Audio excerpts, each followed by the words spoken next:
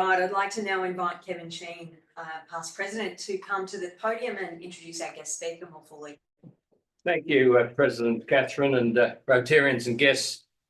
We're in for a real treat today as we keep the tradition of featuring some of Melbourne's iconic sporting events like the Grand Final, Australian Open Tennis, and of course the Summer of Cricket, which is an outcome of the first test in Perth. The Aussies have been squarely challenged by India. Today we'll hear from a man who was born the year the MCG test wicket was legally watered. If anyone can pick that year, they can win the prize. An author, commentator, Ken Piesse is Australia's most published and highly awarded sports writer with an unequalled energy, expertise and verve for producing quality sporting books. Not a dozen, but it's 89, is that correct? Yes, I had 84. Things have changed since I had that script. On cricket and football, embracing towering legends and unsung heroes. Some with leading cricketers like Max Walker, Terry Jenner, Brad Hodge, and footballers Darren Brereton, Tony Lockett and Jason Dunstall. I can digress and just say to you that Ken did ask me a rather interesting question today when I told him my father was a cricketer and first toured England in 1956 when I was 6 years old. And he has quite a cricket library. And Ken said, "Oh, has he got any of my books?" Now, we came back from Blackgowrie a bit late yesterday and I had intended to start my old car up, back it out of the garage, get the boxes down from the shelves and do a bit of a stock take, but I didn't. But I'm sure we do. There's plenty of books and I will enjoy going through that when the next stage of my life permits it. But today I've added to it and I hope you do too. And this is Ken's latest book, Living the Dream, which is with drive, ambition and a dash of good luck. And hopefully Ken will tell us more about it. But certainly, whilst he was comprehensively introduced in our bulletin, let me say that we're about to be treated with a lively, anecdote-driven delivery style address from a master storyteller. As I invite Ken to the podium, please join me in giving him a warm Rotary Melbourne welcome. Hey everybody, lovely to be here. Thanks so much for coming out. Yeah, I like telling stories. I was saying to Catherine, we're about to, at Christmas time, do a P&O cruise to New Zealand, last P&O one before they become Carnival. And I do a Bradman presentation and I do a warning one and we have so much fun. So often I start with a Bradman day of golf anecdote where he's playing with Dean Jones. And the Don was maybe late 70s, 79, 80. And he's hitting his 4 irons straight up the middle, chipping with his 7 iron, doing so well. They're playing at Don's club, Kionga, and they're playing match play. Dean Jones is hitting the ball like Tiger Woods, but a little bit awry without having Tiger's length or his accuracy. And Dean actually wins the 17th hole to tie up the match play game. And few could strut like Dean Jones, and he's really strutting. And he's got out the 18th hole is his little par 4, fierce dog leg guarded by a pretty tall eucalyptus tree. And Dean's got out his 4 iron, just about to swing, and Don Bradman interrupts and he said, "You know, Sonny, when I was your age, I used to be able to drive the green." "Geez, did you, Don?" So he immediately threw the 4 iron back in the club, threw his 4 iron back in his gear, got out the driver, and he eyes the eucalyptus tree and the green, and he swings like Tiger Woods and he hits it right out of the screws, like he said it was going to go 300 yards, and it goes up, it goes up, and it goes up just at the top of that little eucalyptus tree, hits the top branch, falls in out of bounds. Don gets his 4 iron, hits it straight in the middle, hits a 7 iron on, wins the hole, wins the game. Of course, Sonny," said the Don. "That tree, when I was your age, was only this high." True story. So the Don was our royalty, if you like. A little bit like like young Charles has just been across to England and Scotland with Melbourne Grammar opening the batting, mind you. And they went to Lords and practiced at the nursery nets. How exciting is that? And they went to the Grange. They went to the Grange ground in Scotland where Bradman played once. And one of my mates was telling me about the local school there. They heard that the 1948 Australians were in town. And of course, Don Bradman, the ultimate sporting hero of the Commonwealth, was captaining Australia and was there. At the Grange, at the school there, 400 boys, and the headmaster was pretty cluey. Around about 10 o'clock, half an hour before recess, he did a public address announcement. He said, "Boys, we hear there's something happening in town today, but I can assure you, any boy caught leaving the grounds early today, instant detention." So at 10:30, the bells rung, all 400 went out, all 400 scarpered and went down to the ground, and they found Don Bradman, who'd only made 15 or 16, out to the local newsagent walking back. They were so disappointed that they actually egged the news agency that particular day. So that was at the old Grange ground. But the Don was royalty, and when any of the touring teams were in town, Don would be trotted out to introduce them. So as the West Indies were in town, Clive Lloyd's team, and they were lined up, Don was shaking their hands, Clive Lloyd introducing them one by one. They came to the very last fella, and he was about my height, about twice as wide, a fast bowler by the name of Patrick Patterson, the fastest bowler in the world. And before Don Bradman even had a chance to say hello to him, "Hey, you are your little guy. I would have knocked your block off." "Well, I don't know about that, Patrick. Like today, you couldn't even get Merv Hughes out," he said. And it was true because Dino had made a double century this particular day. This is 88, 89. And Merv Hughes had made his highest test score of 73. And so Patrick said to him, Okay, fair enough. Well, how many you average against me, Patrick Patterson, the fastest bowler in the world? And Don Bradman said, well, maybe 56, 57. "Only 56? Didn't you average 99? And Don said, "Well, I am 79 years old, you know."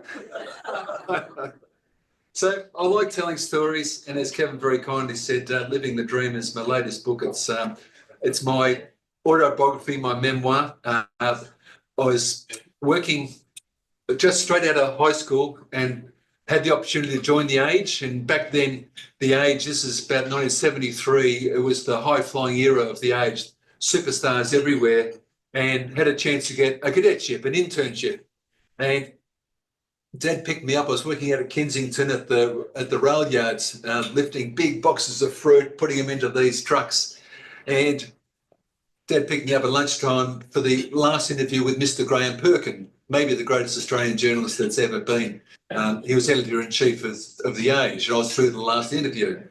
"What should I say to Mr. Perkin, Dad?" And Dad said, "Well, shake his hand like you really mean it, just like Teddy Whitten, smile, and look him straight in the eye." And I gave him that Teddy Whitten handshake, and I ended up getting the job, one of 7 interns or cadets out of about 400. And so that began my rise, if you like, where you learn all the ropes at the Age.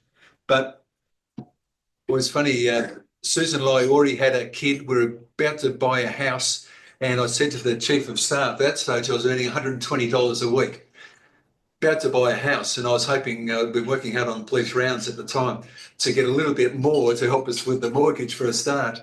And so Pat Boyce, the chief of staff at the Age, I went from $120 to $140 a week. I can assure you that wasn't a lot, especially when we already had responsibilities.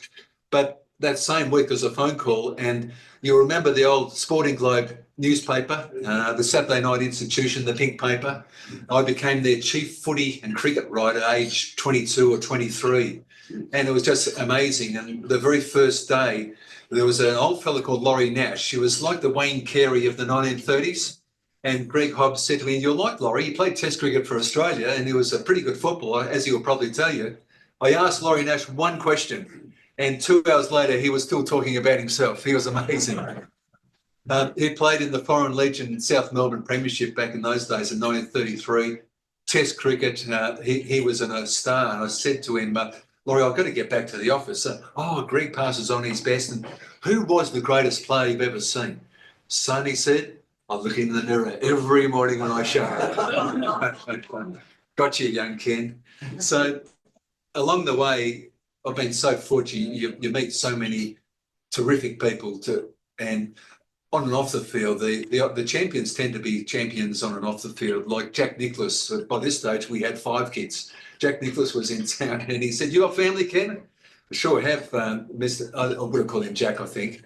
Sure have. And he started asking me about the 5 kids and what they wanted to do and things like that. So I was just amazed that the Golden Bear, the greatest golfer of all time, maybe other than Tiger, would have time to be able to talk to me. That's what sport brings out. It's such a fraternity. And I was telling Kevin, I play in the 6th 11 for Mount Eliza on the leg spinning all rounder, and I play on Sundays for the Australian Cricket Society as well. When we get a turf wicket up, a little bit too wet last weekend.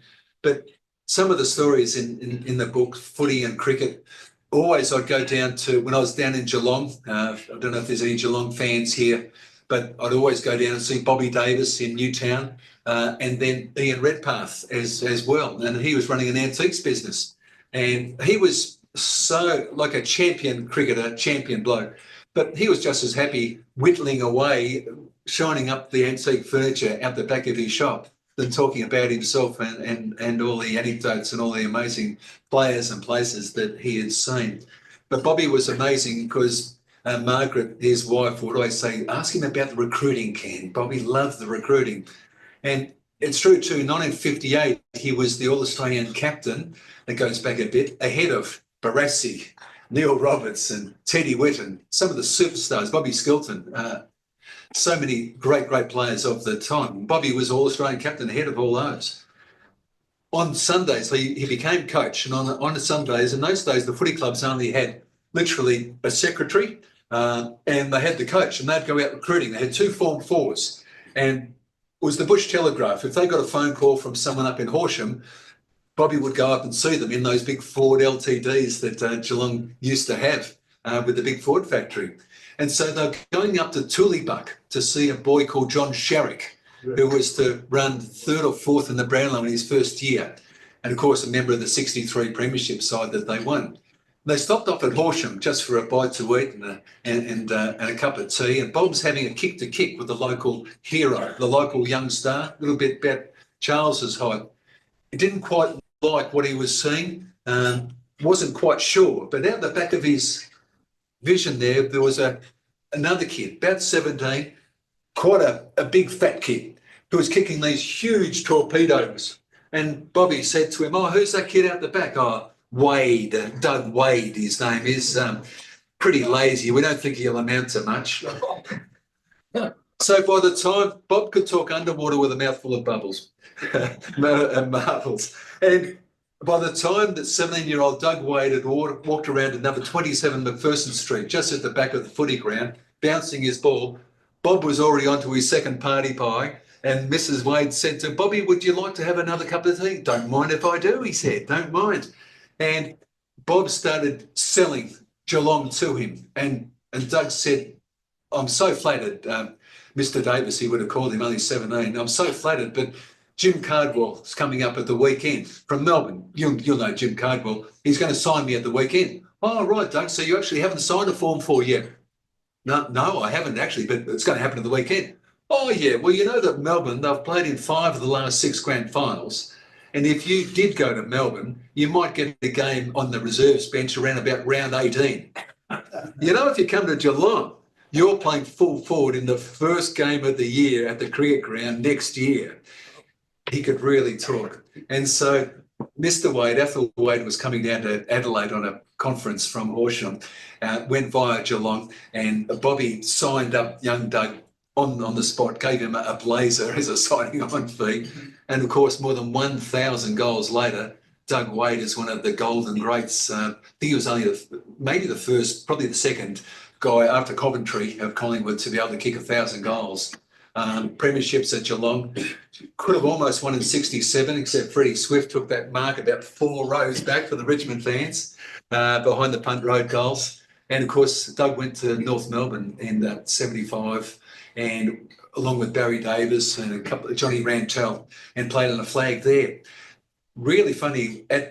Ron Barassi is one of my favourites. On the back cover, when I was at the Sporting Club, I trained at North Melbourne, coming off a premiership at Beaumaris. Greg Hobbs said, be a nice little promotion to see how the league footballers train.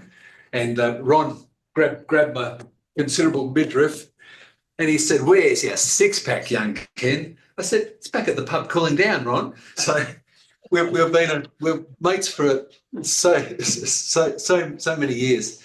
And Barres was such an amazing personality. He did a forward. There's a guy called Stewie Spencer that played in those first 2 of those Melbourne premierships, went to Tassie, maybe age 20 or 21. He was best in one of the grand finals, maybe 56, and second best in the other. And he walked out on that golden run, and something that he and his wife always regretted, but he went to Tassie to run Green's Transport.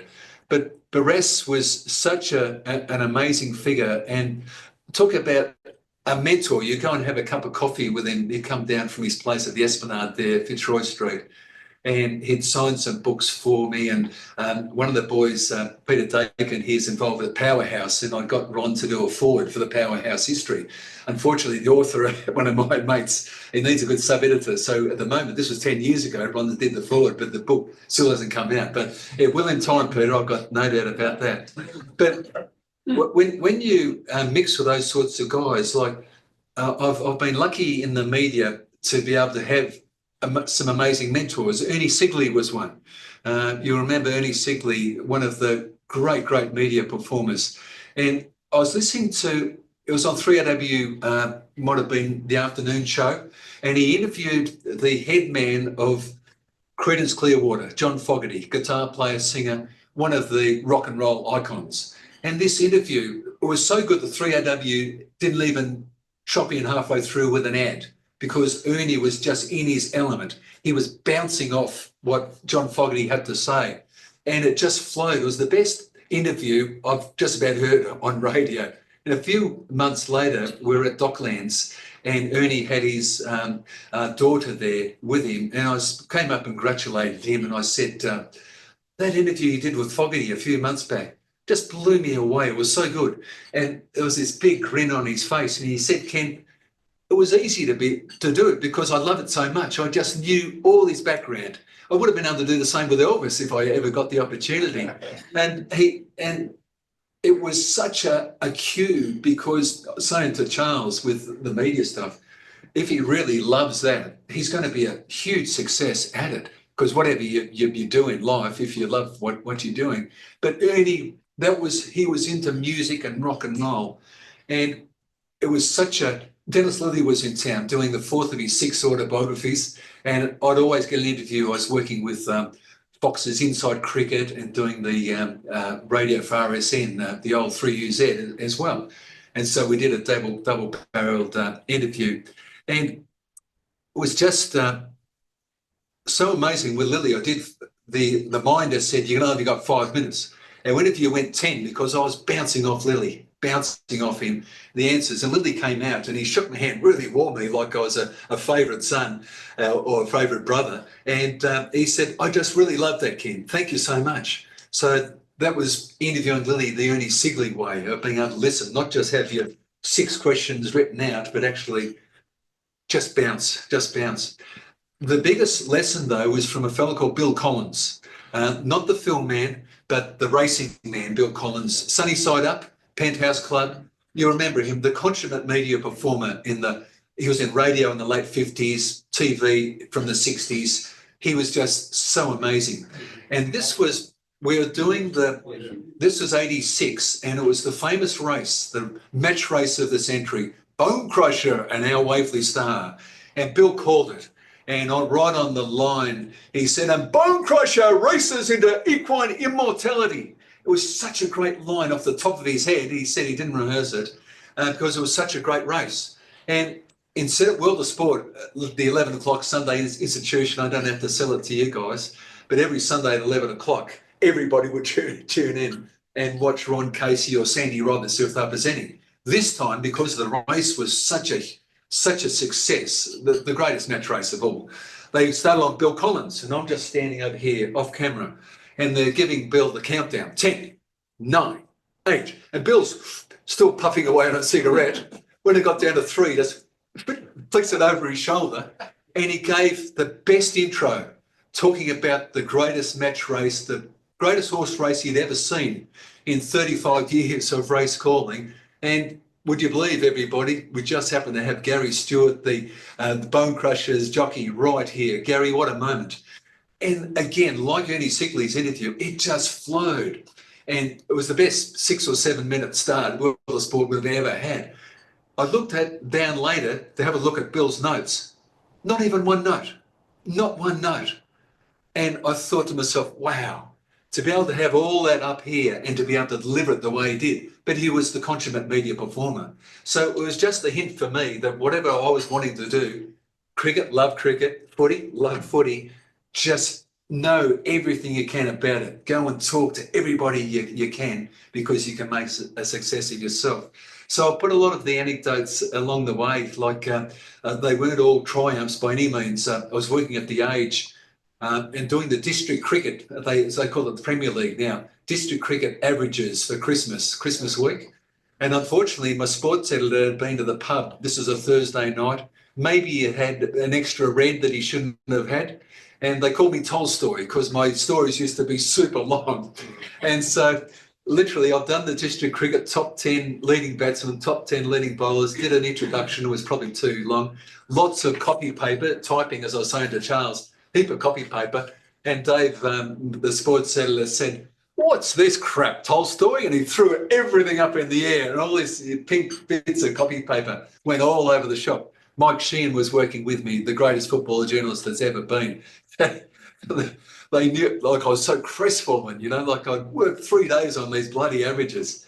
I think they did get a run, but it might have been the following day. But it just goes to show you that, yeah, when you meet people, they don't always like you and they don't always engage with you. But if you try hard enough, you can get there. So when I went to the Sporting Globe, I was doing a cricket magazine too called Cricketer. And on the way back home from town, I drop in at one of my old mates, Leo O'Brien, who was a Melbourne 29er. Kevin, you would have known him really well. And Leo batted for Australia 2 bodyline test matches. And his best mate was Bill Ponsford. And of course, the MCG's Western Standards named after the great Ponny. And this particular year, Ponny was about to turn 80 years old. And I said to Leo, any chance of me being able to talk to your mate? I was thinking that interviewing Bill Ponsford would be like LJ, Laurie Nash. Ask one question, away you'd go. Oh, yeah, of course, I'll try, but gee, I don't think he's very modest, you know, very shy. Oh, yeah, no, he'll be fine. And I rang Jeff Ponsford, the son, and he said, oh, Dad's wouldn't have given a media interview in 25 years. He's very glad that you're interested in his career, Ken, but no, but thank you so much again.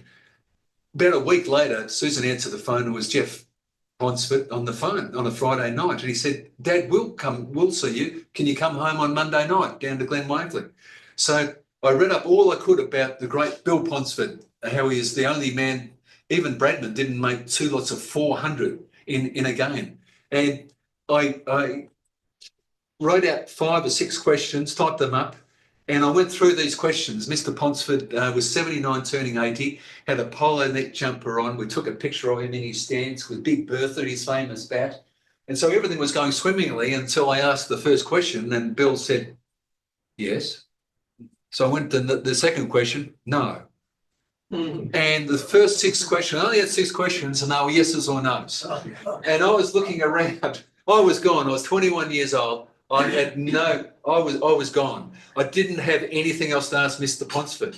But I said to him, Mr. Ponsford, and this was before Warnie had come on the scene, there's nothing here around the house to show what an outstanding sportsman you've been, if not Australia's most outstanding cricketer, certainly Victoria's.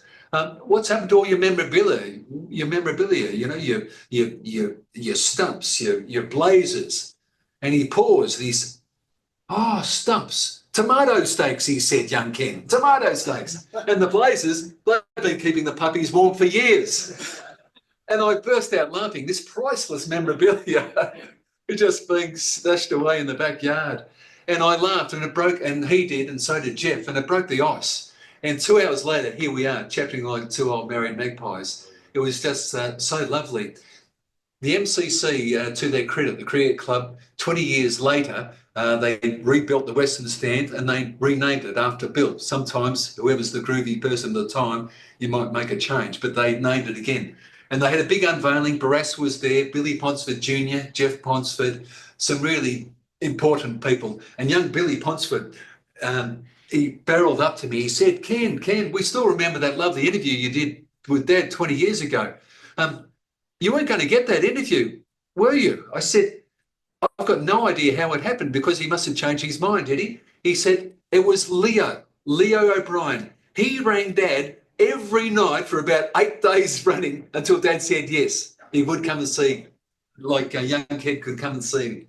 So I got 5 pages in the Cricketer magazine of nostalgia on Bill Ponsford, and he was born 1900. So he was the earliest cricketer I've ever interviewed. The earliest footballer, Wells Ikey, born 1893 at St Kilda. So it's so lovely all the way. If you name an outstanding sportsman, I've interviewed him all along the way. So I've put in those memories into Living the Dream, my book. It could be that you might have 1 or 2 questions. I know time is of the essence, isn't it, Kev? Well, it certainly is, and we could be here all afternoon and thoroughly enjoying every minute of it. Well, I've got to kick it off with a question. I said in my intro that we didn't do too well in Perth. What's your prediction for Adelaide? Well, I was a young kid at the MCG. This is 1967. India were in town, only their second ever tour. And I don't know if any of you were at the MCG that day, but Graham Mackenzie, Garth, known as Garth, was an old comic, and he was really built. Like, the girls loved Garth Mackenzie. He took 6 wickets before lunch, 6 for 26. Bumrah's, his first 2 spells, first innings, second innings, they were as electric as Graham Mackenzie that particular day. He was remarkably good. Even Don Bradman at 79 wouldn't have been able to keep him out. He was just terrific. So they were conducive conditions, and they really caught the Australians off guard because he was so good so soon. But the match hardening and what they've done since then, they've really going to regroup, and I've got no doubt that they'll come back hard. They've won 7 from 7 at the Adelaide Oval, Australia, under lights. So it's a Friday afternoon, Friday night pink ball game. I think Stark will be terrific. And if the opening batsman can keep Labuschagne away from Bumrah for, say, 15 or 20 minutes, I think Australia wins. Well, there we go. Questions, please. Any other questions from the floor? Peter. Yes, Peter. Ken, well done. You talked about the Sporting Globe. I was talking about brother's celebration of life last week, reflecting on early years at Eagleman. We'd go down Saturday night to get the Sporting Globe. Yeah. The few lollies at the Of course. How on earth did that Sporting Globe get published? Was it like 6 o'clock or whatever? Yeah. To get out in the trucks from Flinders Street, right around Melbourne. Yeah, we were the same. I'd get it at 7 o'clock at Beaumaris. I'd go up and get Dad's Schweppes dry ginger ale and buy the pink paper as well. It was amazing because my experience at Age Police Rounds, we had to be able to deliver the story when, how, why, straight away to a copy taker, and you'd ring someone and the copy taker would take down the copy, away you went. So we had a phone person at the Sporting Globe. So in those days it was quarter by quarter, the kicks and marks, and at the end of the little paragraph you'd have goals, Hudson 5.01, he'd kick one out of bounds. So you always had to save right at the end 3 paragraphs to be able to top the story. And so Fitzroy pulled off the greatest heist of all time by beating Geelong, their first win for 2 years. Geelong went on to win the premiership this particular year. This was 63. So off the top of your head, you dictate the 3 pars, and then you're finished by around about 4:45. Had to be finished by 4:45. Quickly, the sub-editors would do what they had to do, put the headline on the story, and then literally it was printed and away everywhere. And so you had the Herald, the Melbourne Herald with final on it. So you had the final race results, and with the Sporting Globe was always the final cricket results. Or the final footy results, and you in the big centre spread up, you had all the district cricket and sub-district, and my cousin Richard used to play for Kew, and I'd see if he's playing in the top six and making any runs, these sorts of things. It was just a different era. Like, we didn't have any internet, no mobiles, none of that sort of stuff. But the Globe, it was our lifeline to the weekend sport, and then the Sundays papers, came in as well, and I was able to work with both of them as well. Yes. Please, Bernie. G'day, Ken. Bernie McIntosh. Thanks, Bernie.